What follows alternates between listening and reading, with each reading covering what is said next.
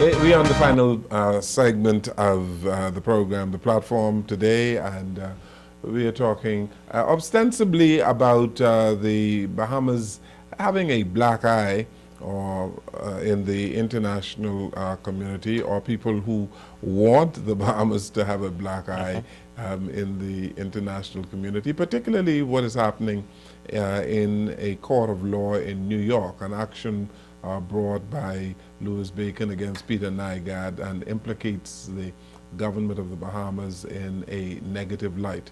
And Keod Smith is here today to talk about these issues and more. Has there been an official reaction from the government with respect to what is happening in the New York court? No, not as far as I know. I do know that there have been a number of comments made by their attorney in matters before the courts here. But those are all part of the legal process, and none of them would be positions of policy. Save that, I believe, the one thing that has been mentioned on a number of occasions is that the length of time the injunctions that are in place remain in place, that it ties the hands of the government to do the task which the government has to do on a regular basis. Tell me, why is this action taken in New York rather than the Bahamas? Is it to get damages against, an attempt to get damages against Peter Nygaard? Well, I can't tell you, and I wouldn't want to even guess as to why it's done in New York as opposed to here.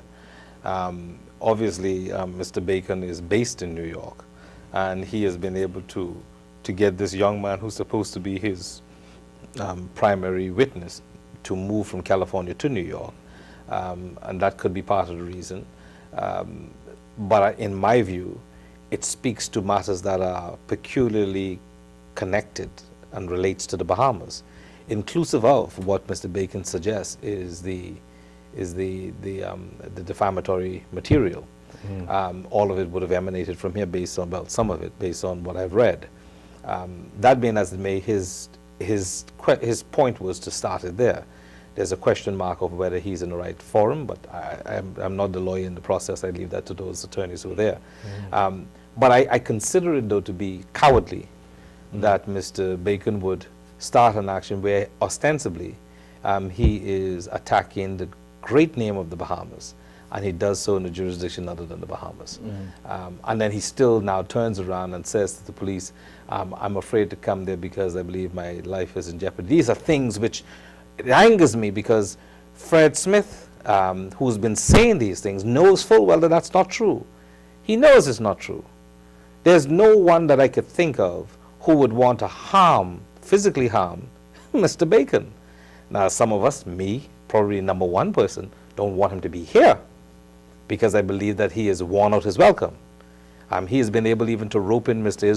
Ismailian, who is, as you know, the primary person who's doing the Bahama project, to suggest that what is being done by the Bahamas government is wrong.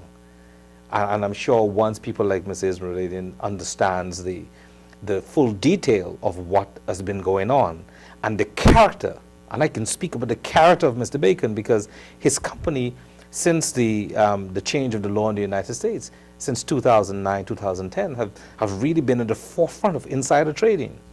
And these kinds of characteristics that find embedded in the company that is Mr. Bacon's birth child, and he grew it from an acorn to what it is. It's a huge company. Is it Moore's? It's called Moore Capital Management.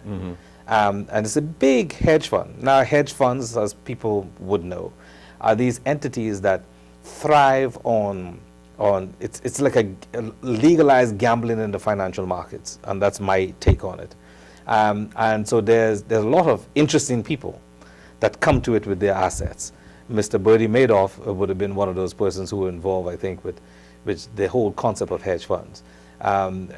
Zeb Ness has reported about Mr. Bacon being involved with the process of banging the close, which is a way of trading at the very last moment, like 10 seconds to 10 or less than a minute or so, in the last moments of trading in a particular day, and you push, you sell or you buy, depending on which way you want the market to go. And you create this false environment where you give the impression that the market is naturally having an upswing, but you're doing it purposefully, and you know exactly how to capitalize on it. and they were stopped from doing that. They are now being required to do a lot of reporting to the SEC. They wanted to come here. I started to mention before the last break that one of the things he's pushing for is the Freedom of Information Act. Now, he says this in the context of environment matters. When I was the chairman of the BEST Commission, one of the things I know I put in place and left in place and still is there now is that every project that is required to have an environmental impact assessment, we posted it on the internet. It's still being done today. In those circumstances, what do you have to say you want people to show you? It's there. So when you hear him and Fred Smith and those talking about this freedom of information, you think it's a good thing that they're saying. And yes, it is. But we have to find the right formula. And one of the things I realize is that with the resurgence of the United States economy recently, Barack Obama, the President of the United States, put in place a system where under the Freedom of Information Act in the United States, the SEC, which is the Securities Exchange Commission, if they're investigating you, in this case, let's say Bacon or Louis Bacon or somebody like that in the financial markets, because they suspect you're doing something wrong, you do not have the right to know that they are looking at you. Under the Freedom of Information Act as it was in the United States, you could know that, so you could know how to maneuver. You know who to change, who to fire, just so you could stay out of harm's way. But they changed it to say that these companies were being too big and they had too much influence. So Mr. Obama decided to change all of that and took away their right to know what's going on. Mm-hmm. The freedom of information they think that they're talking about now, they don't have that in the United States. So he is now pushing for that to be put in place in the Bahamas, without the Bahamas knowing why the laws have changed in the United States. And if he were to come and to set up his hedge fund here, then he would be able to know who was coming. And so because of that, now it is being exposed. Now he's saying he's not interested in being in the Bahamas because he's going to be in harm's way. But yes, he's going to be in harm's way, but not physically.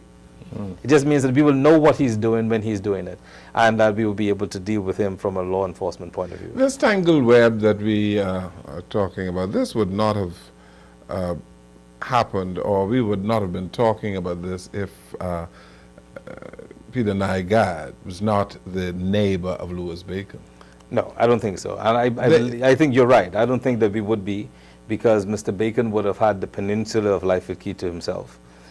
He would, as it is now, Mr. Peter Nygaard, as we all know, loves the Bahamas. And I mean, he's not a Bahamian by way of citizenry, but the Bahamas is his home, and he considers himself a part of who we are. Right. And so Bahamians are always going to his home to visit with him and to meet with him. And in order to get to his home, you have to go through Mr. Bacon's property. You have to go through his property. And so Mr. Bacon does not like that. And so much so that he changed the road where he put a gate at it. And was the unfortunate thing for him is that when they did it initially, they locked Mr. Nygaard himself from getting to his own house. And so it became a legal issue. That's how I got involved. But the reality is it would not have been. Mr. Bacon had in mind, and I only know this after the fact, to be able to get a strip of land over on the Clifton side through some of the people who were representing him, his interests. Now I do know who they are because of my involvement. Okay. So I'm saying all that to say that if it were not for Peter Nygaard, me representing Peter, then I would not have known. Yeah, so Peter Nygaard has to traverse a right-of-way. Yes. That really is on Bacon's property. Yes, it's an easement, and yes. It's in law. You have an absolute right to it, and no one can stop you. But Mr. Bacon attempted to stop Mr. Nygaard, and that's where it really started. That is when the tangled web began to unfold. Yes. And Mr. Nygaard didn't set out to try to untangle any web. He just wanted to be left alone so he could get to and from his house.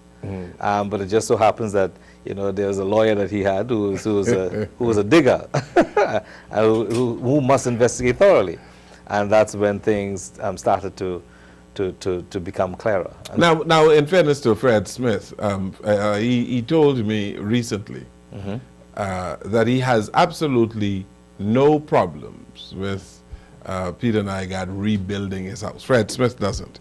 And I am told the coalition... You're not talking to the same Fred Smith I know. To save Clifton, they would have no difficulty in him rebuilding his house. Use of some land is another thing, but to rebuild his house, no problem. You're not talking about the same Fred Smith that I know. I can tell you that. You see, and I can't deal with people who talk with two sides of their mouths. Okay. At the end of the day, whatever your view is what the view is that you have. Certainly, Mr. Smith, I mean Fred Smith, has missed the boat. Now, he is older than I am, and they say I'm supposed to respect my elders. But I can tell you that Fred Smith does not love the Bahamas, despite what he says. Most of what Fred Smith has used to come into prominence in this country has always been against our country. Our country, I say, he's done it against the FNM that he's a part of. That's why he can't get a nomination. He's done it against the PLP. So you can't say he's doing it against Perry Christie now because it's PLP. This is just his modus. And it just baffles me that someone could be so consistently angry against his family.